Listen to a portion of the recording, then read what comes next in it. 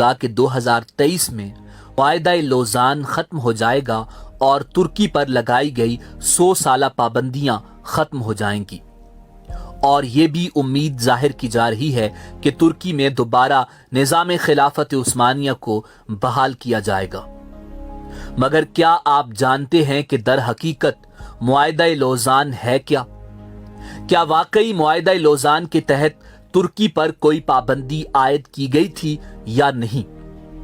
معاہدہ لوزان کس نے کیا اور کب اور کیوں کیا، اس حوالے سے تمام تر تفصیلات آج کی اس مختصر ویڈیو میں آپ کے سامنے پیش کی جائیں گی۔ مگر ویڈیو میں آگے بڑھنے سے پہلے اگر آپ ہمارے چینل پر نئے ہیں تو برائے مہربانی ہمارے چینل info@adil کو سبسکرائب کریں، جہاں آپ کو بالخصوص اسلامک ہسٹری اور بالعموم دنیا بھر کی منفرد معلومات ملتی رہیں گی۔ ناظرین، معاہدہ لوزان 24 جولائی سن 1923 کو سوئٹزرلینڈ کے شہر لوزان میں پہلی جنگ عظیم کے اتحادیوں اور ترکی کے درمیان طے پایا۔ کیونکہ یہ معاہدہ لوزان کے مقام پر طے پایا، اسی مناسبت سے اسے معاہدہ لوزان کہتے ہیں۔ جیسا کہ ماضی میں معاہدوں اور جنگوں کے نام ان کے مقامات سے منسوب تھے، مثال کے طور پر جنگ بدر کے مقام پر لڑی گئی اور صلح حدیبیہ کے مقام پر طے پائی۔ ناظرین، آپ کو یہ جان کر حیرت ہوگی کہ معاہدہ لوزان وہ معاہدہ ہے جس کے تحت پہلی دفعہ جمہوریہ ترکی کو عالمی سطح پر بطور آزاد ریاست تسلیم کیا گیا۔ بنیادی طور پر یہ معاہدہ ترکی اور فرانس کے درمیان ہوا، مگر ایک فریق ترکی اور دوسری طرف سلطنت برطانیہ، جسے برٹش امپائر کہا جاتا تھا، فرانس، اٹلی، جاپان، یونان اور رومانیہ شامل تھے۔ مگر معاہدہ لوزان کا متن فرانسیسی زبان میں لکھا گیا اور یہ فرانس کی تحویل میں ہوا۔ ناظرین، یہ خلافت عثمانیہ کے اختتام کے بعد پہلا معاہدہ تھا جو کسی دوسری زبان میں تحریر ہوا، جبکہ اس سے پہلے خلافت عثمانیہ کے یورپی ممالک سے تمام ہونے والے معاہدے ترکی زبان میں تھے۔ ناظرین، مصطفیٰ کمال اتاترک نے خلافت عثمانیہ کا خاتمہ کیا اور ترک افواج کی جانب سے یونانی افواج کو اناطولیہ سے باہر نکالنے کے بعد جمہوریہ ترکی نے معاہدہ سیورے کو مسترد کر دیا۔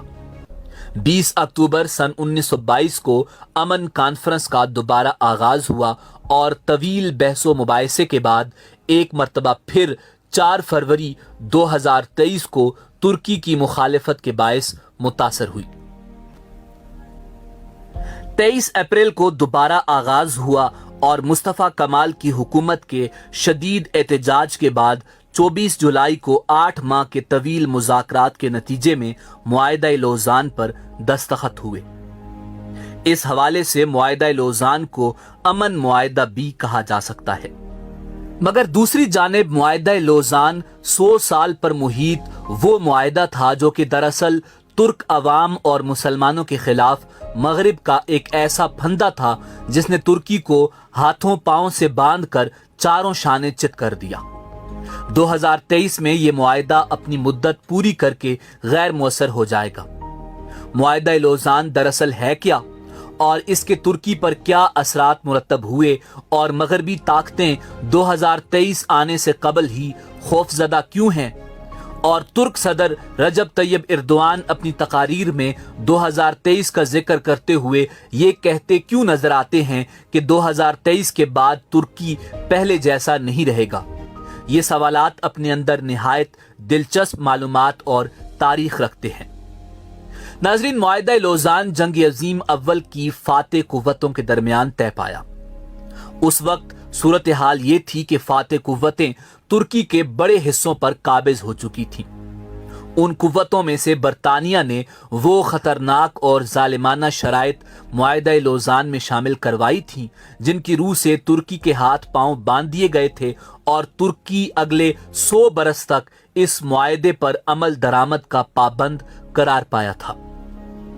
نمبر 1، معاہدہ لوزان کی روح سے خلافت عثمانیہ ختم اور سلطان کو ان کے خاندان سمیت ترکی سے جلا وطن کر دیا گیا تھا۔ نمبر 2، خلافت کی تمام مملوکات ضبط کر لی گئی تھیں۔ जिनमें सुल्तान की जाती इमलाक भी शामिल थी। नंबर 3, तुर्की को एक सेकुलर स्टेट करार देते हुए दीन इस्लाम और खिलाफत से इसके ताल्लुक को खत्म कर दिया गया था। यहां तक कि अरबी जबान पर पाबंदी आयद कर दी गई थी और तुर्की में अरबी जबान में आजान देने पर भी मुकम्मल पाबंदी आयद कर दी गई थी।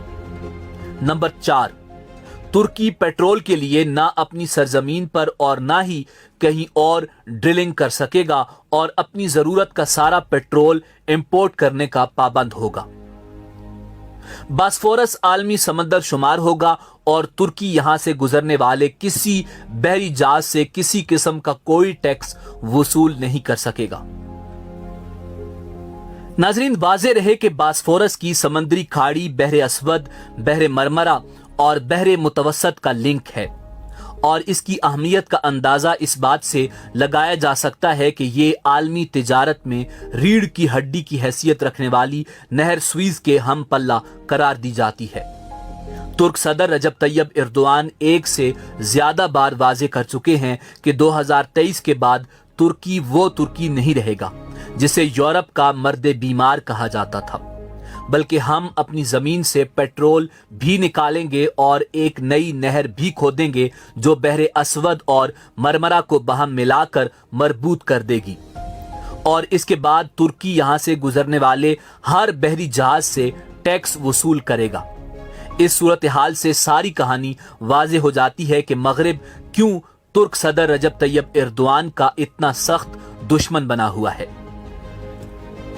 नाजरीन, इसके अलावा मुआहिदा लोज़ान के हवाले से कुछ अफसाने भी पेश किए जाते हैं कि तुर्की 2023 के बाद हिजाज मुकद्दस पर दावा करेगा।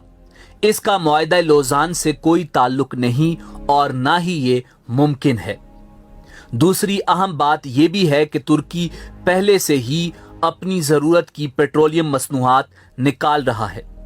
अलबत्ता मुआहिदा लोज़ान ख़त्म होने के बाद मज़ीद तब्दीलियां सामने आएंगी जिसका जिक्र रजब तैयब एर्दोआन अपनी तकारीर में करते रहते हैं, जिनमें निज़ाम खिलाफत की बहाली की उम्मीद जाहिर की जा रही है।